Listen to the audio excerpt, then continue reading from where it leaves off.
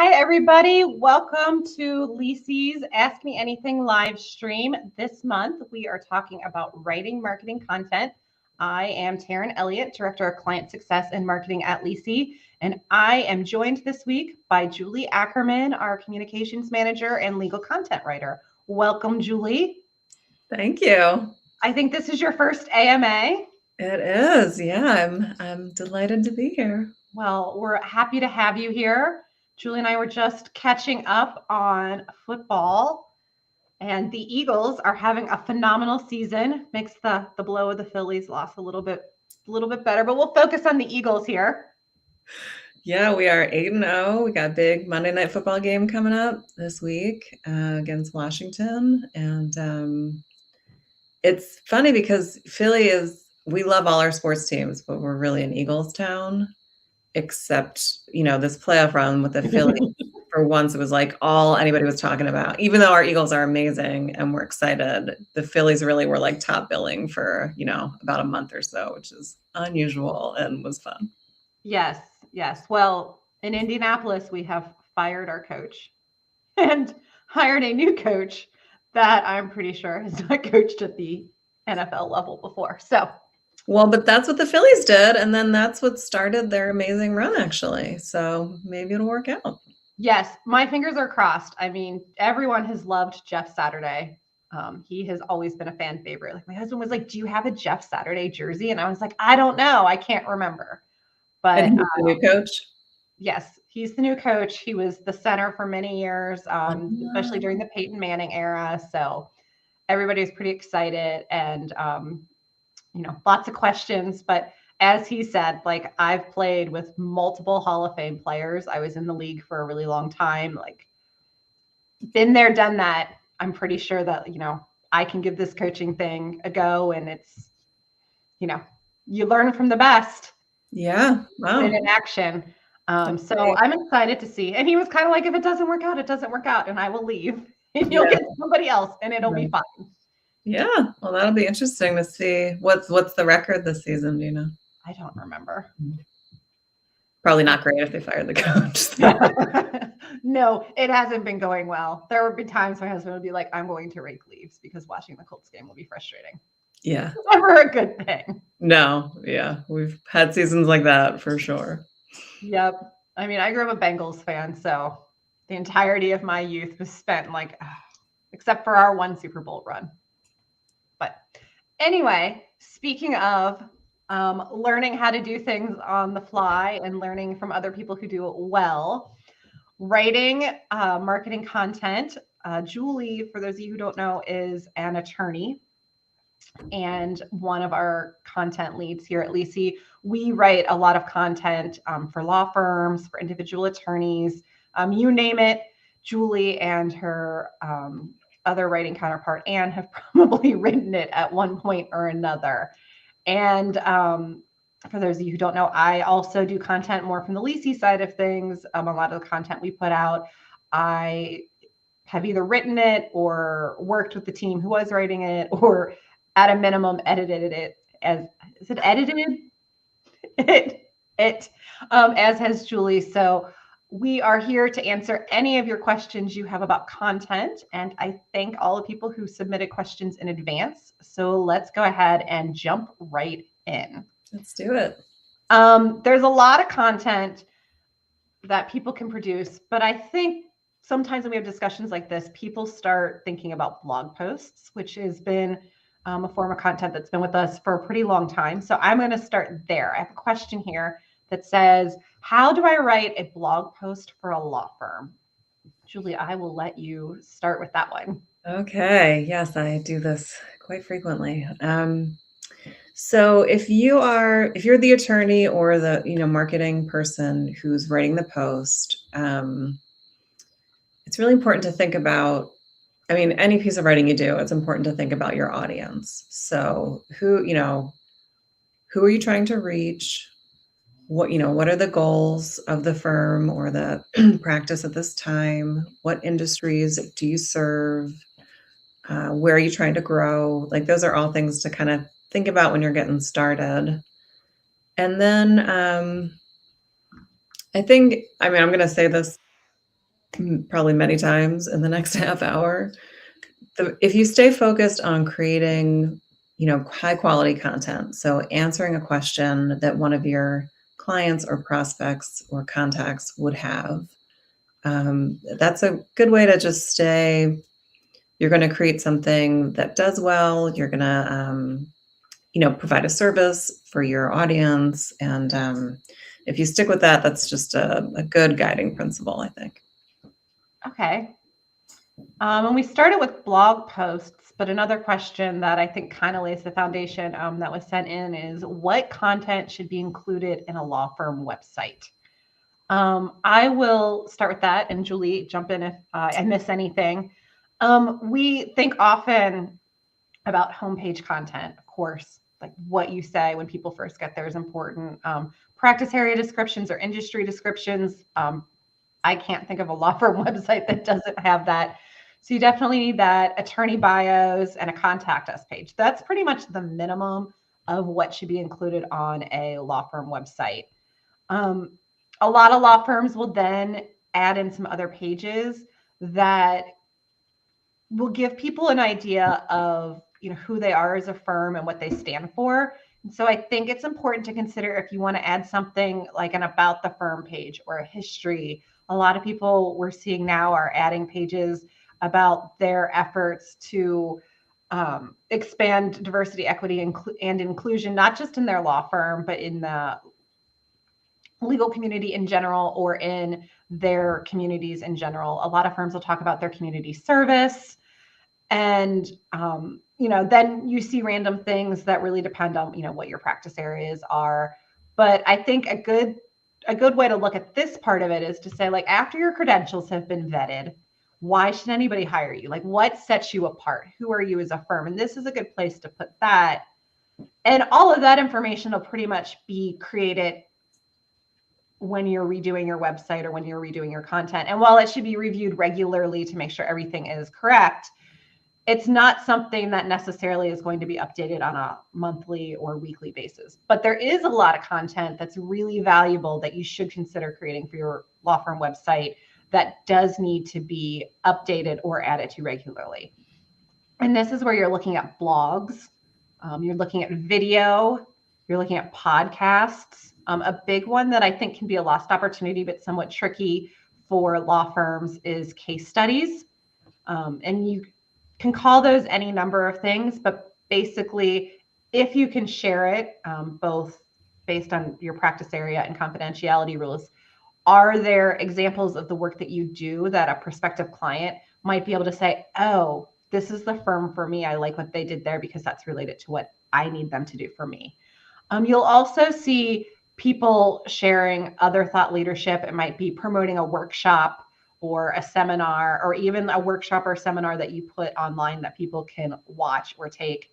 And another thing to consider here is frequently asked questions, especially depending on the kind of firm that you are. If you have people who are coming to your website, not just to vet you, not somebody who's typing in, Julie Ackerman, attorney at whatever the law firm is and wanting to just get your bio, but people who are really coming to learn about things related to your practice area, frequently asked questions is great because it establishes what you're talking about. It establishes that you're up on current trends, and it's really good for SEO and something that a lot of people are looking for. So that is broadly some areas of content for your website. Of course, there are a ton more. Yeah, and I think the only thing I would add is, which you did touch on, is any of this content that you produce will then get put on your website and can really help with SEO and visibility of the site. Yes. Okay. Next question we have is, let's go with what is the ideal length for content? Yeah, I think about this, I think about this with every piece of content that I write. In general, okay, so the general principle, again, comes back to quality. So if it's a very simple, news update about something straightforward and you can say it in 100 words, 150 words, then do that. You don't want to ever stretch something out because you're trying to meet some kind of word count. And conversely, if it's a meaty topic and you need a lot of space, to really dig into it, then, take the room that you need, but I wouldn't take extra. Again, just keeping in mind your audience. If you're writing for, it depends on who you're writing for, how interested they're going to be. If it's like a legal case that really affects somebody's business, the CEO is probably going to want to read your analysis of that. If it's, what to do after a car accident and it's a more general audience, you want to keep it, I think, kind of short and sweet. So it depends. Yeah. That's what we love to say as lawyers. It depends. I always tell people the length of content to write that you should be aiming for is the one that you will actually write. If you are overwhelmed by writing, say, 3 pages of content, then just write 1 page of content. Just make it really good and find the right vehicle for it. So taking it not just from the content part of it, but the digital marketing part of it, you might be able to create, something longer that, for your example, a CEO would want to read, that maybe you send out in an email that's very important about, a new decision that was just handed down. Or maybe you just want to write a social media post, which can be a lot shorter and still share broadly some of that same information. Yeah, something is definitely better than nothing. So to your point, don't post nothing because you want to write the meaty article. Get started with something shorter is a great idea. Well, and I think related to this, I have a question here that says, how do I write so that people actually want to read what I have to say? Yes. So it's another really good question. A couple of things. Attorneys are my people. I worked as an attorney. I trained as an attorney, and the kind of writing that we do for memos or briefs is very different than when you're writing for a more general audience. So I think the number one thing that can help attorneys in their marketing writing is move your conclusion to the top. Like, think more like a journalist. Like, you want to give the most important information up front with the hope that those people that it's relevant to will keep reading. And if it's not relevant, then, we shouldn't waste their time anyway. And the other thing is that, as we've all become, digitalized, as we all, read now on our devices more than anywhere else, people scan. We don't, like, and this is for me too, if I see a wall of text, I have to be really interested to even start it, because it just feels like too much to your eyes or something. So I think it's really important to break it up with headers, bullet points, short paragraphs, anything that makes it easier to scan. So again, those people who really, are interested will scan it and say like, oh, okay, yeah, I need to read this, and then continue on. And we've kind of talked about how to produce content, but what if somebody's ready to start producing content? Where should they start? So, yeah, that's a good question. So I think again, backing up a bit to what are the goals? What are you trying to accomplish with your practice or with, the firm's practices? So I think being clear on, again, who you're trying to reach, where you're trying to grow. And then for lawyers, I would say really talking it through with your marketing department, if you have a department, or, outside agencies, if you work with somebody like us.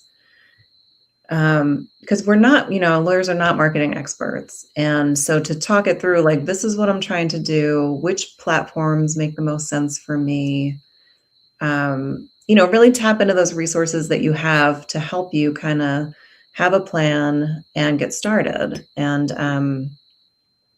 at firms, I mean, I was just at a conference with marketing professionals, some from firms and some from agencies. And, I heard a number of professionals talk about how, they're there to help the attorneys and they feel like they're not, they could do a lot more. Sorry. They feel like, they're there to help and to support the attorneys' practices, and they want to do that. So to the extent you have those resources, I would really recommend taking advantage of them.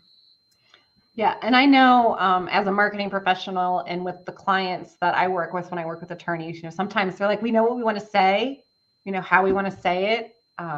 But we want you to look at it from a marketing perspective, because how we would write it to share with, another lawyer or a judge or a client is different than how we would want to put it on our website for people who might still be vetting us.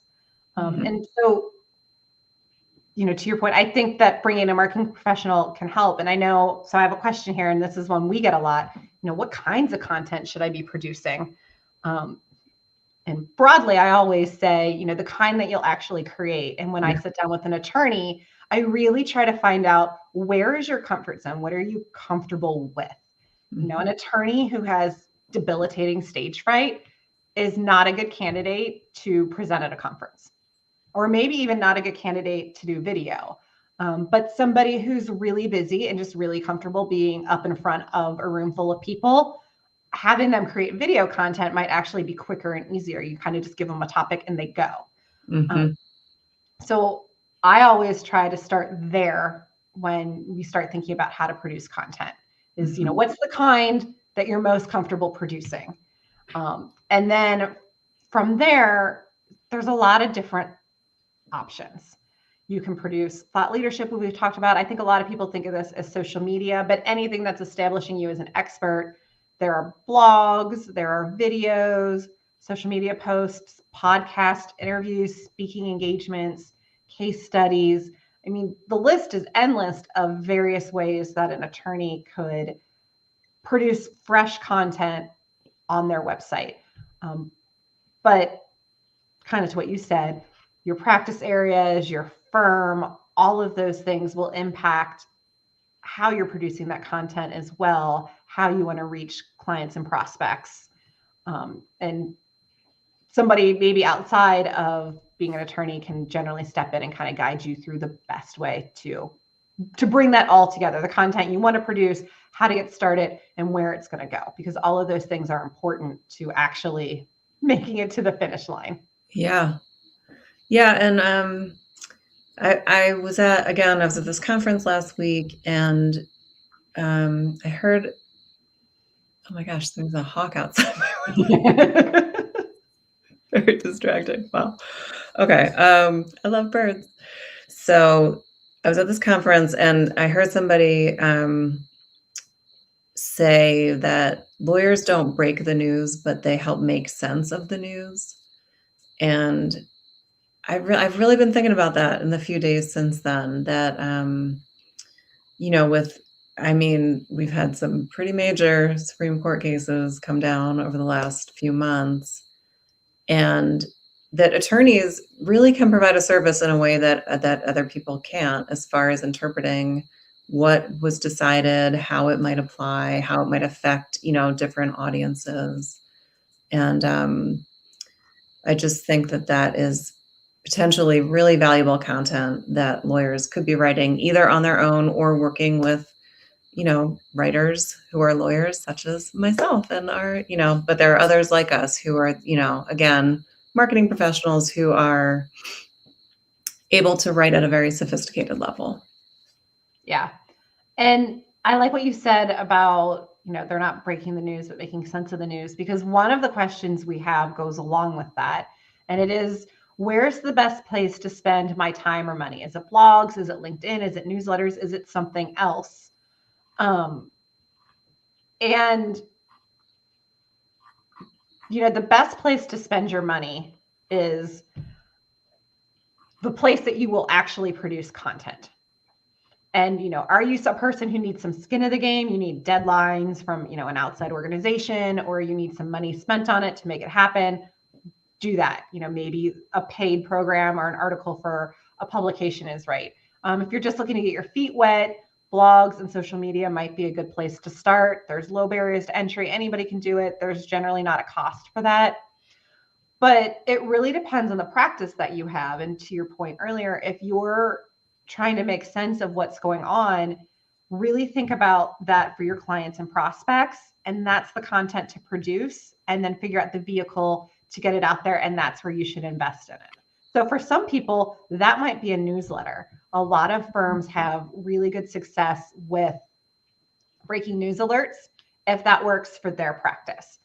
And, it's a very specific, this is my audience, this is who I'm sending it to, this is why it impacts them, this is why it's helpful to them. And, I'm meeting them where they are. Is it email? Is it social media? Is it just a general website post that you're going to do? On the flip side, we have a lot of plaintiffs firms who are being more proactive.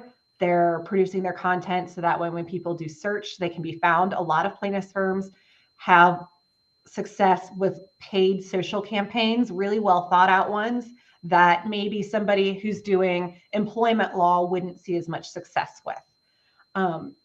So when you're looking at where to put your time and your money, really think about where you're looking to find clients, and where do your clients hang out and what questions are they asking, and those should guide how you go about producing content and disseminating it.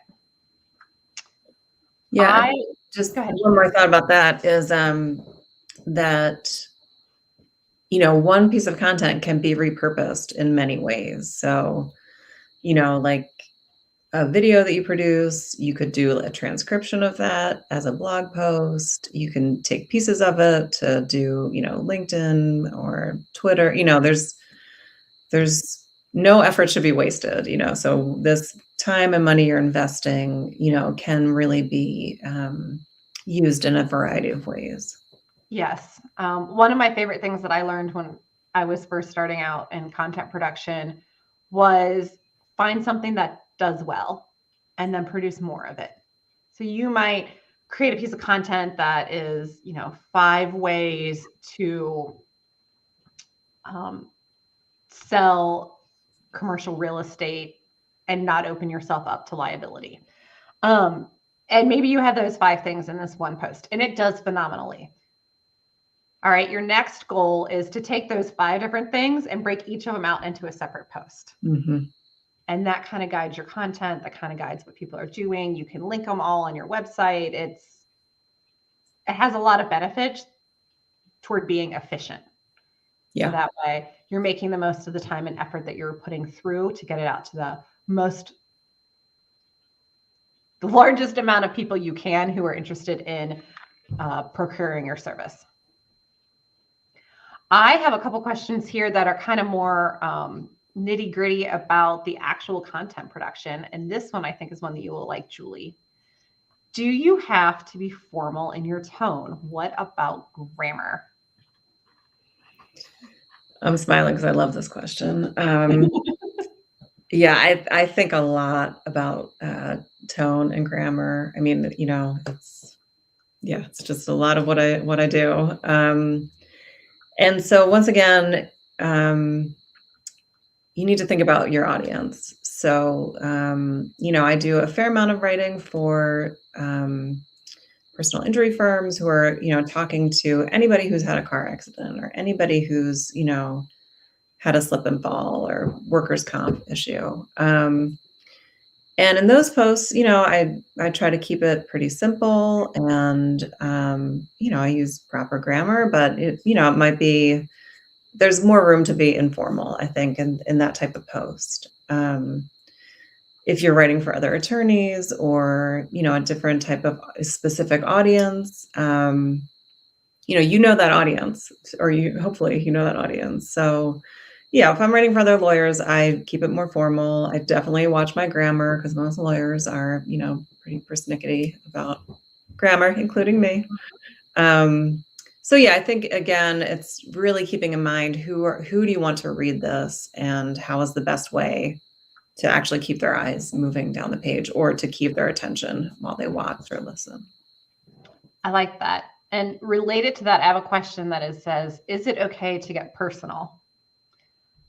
So kind of building off of that, my answer to that would be in general, yes. Your content should be a reflection of who you are and the type of lawyer people can expect when they hire you. And so a little bit of that is sitting and reflecting upon the brand that you want to put out into the world. Um, and a lot of that will depend on the type of practice areas that you have.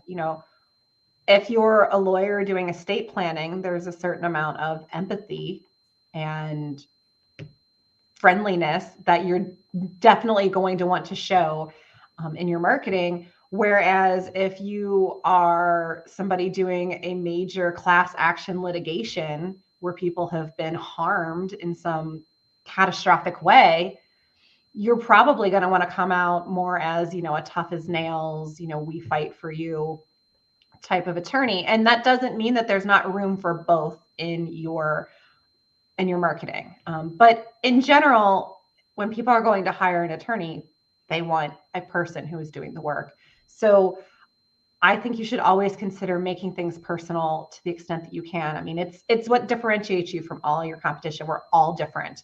And for some people, that's being extremely personal. And for some people, that might be a little bit less. So find your comfort level, find what works for your practice and do it. But don't be a robot. Don't feel like you have to be a robot. And I think we've moved past that a little bit too, where people expect that more from the legal profession than they did probably a decade ago. Mm-hmm. People hire people. Yeah, no, I think showing some personality is, a good idea. Something else I've been thinking about is that, to think about to try to put yourself in the shoes of your audience. So why is this certain audience coming to look at whatever it is you're producing? And, again, with the personal injury folks, like I think about, okay, if I'm a parent and my child just suffered some kind of medical harm, like I don't want to be reading something jokey, Mhm. so I think that it's really important to keep in mind who is the end audience. And a lot of times lawyers were involved because something has gone really wrong. And so I do think it's kind of a fine line. Like you want to show some personality. Certainly empathy is probably a good way to go a lot of times. And also keep that professional, just keep in mind what people might be going through who are coming to you. Exactly.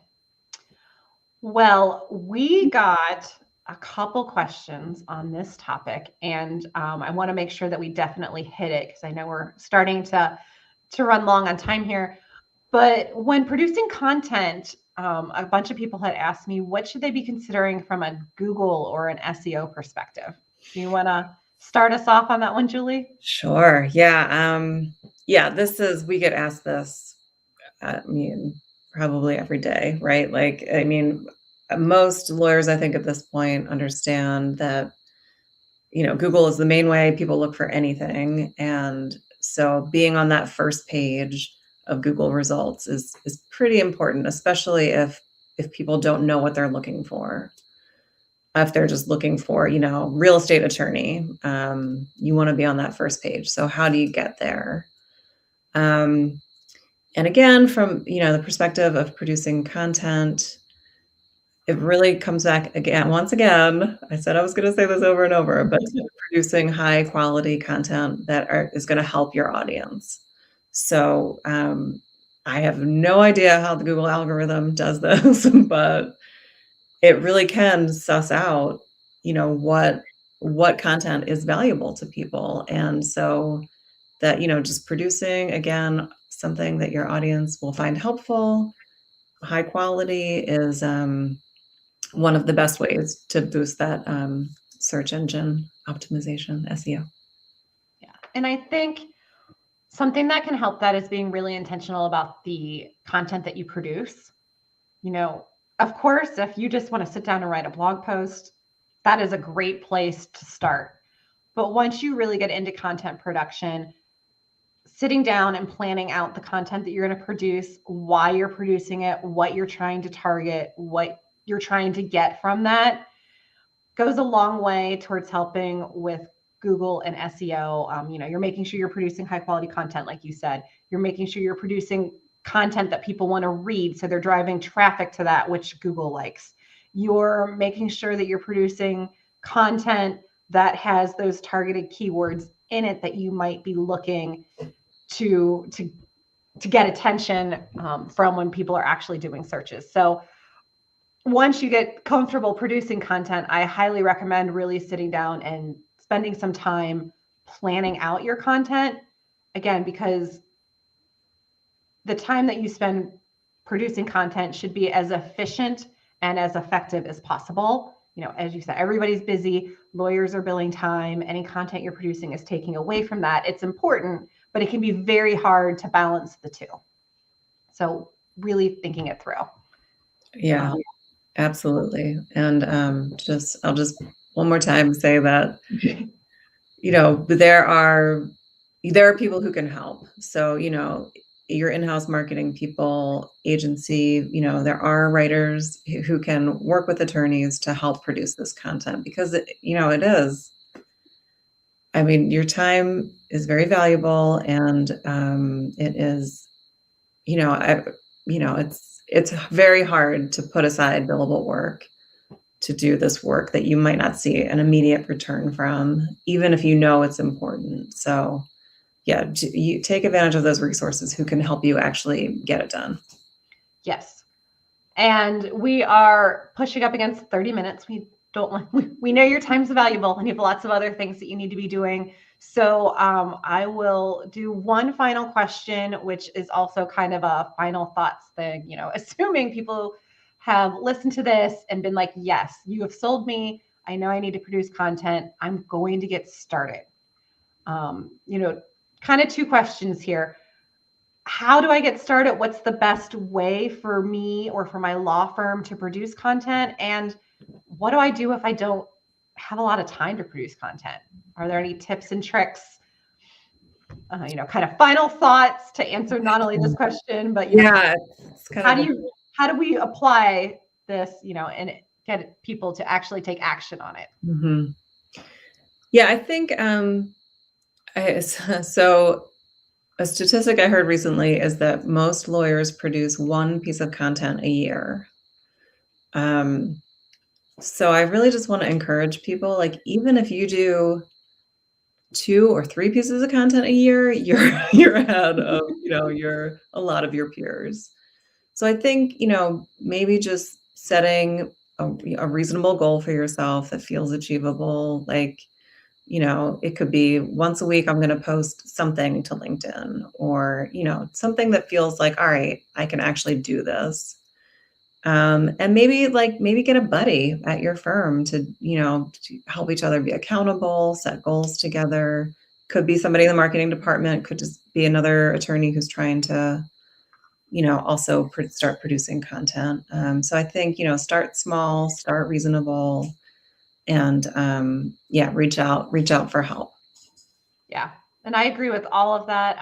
Plus there's a lot of tools that can help you too, whether it's a content planning worksheet, which we have a couple of those on our website, whether it's a workshop that gets you started or gets you thinking about ideas. I know we've run those before too. So those are two we use, but there is some AI that can help you start writing that might be worth pursuing.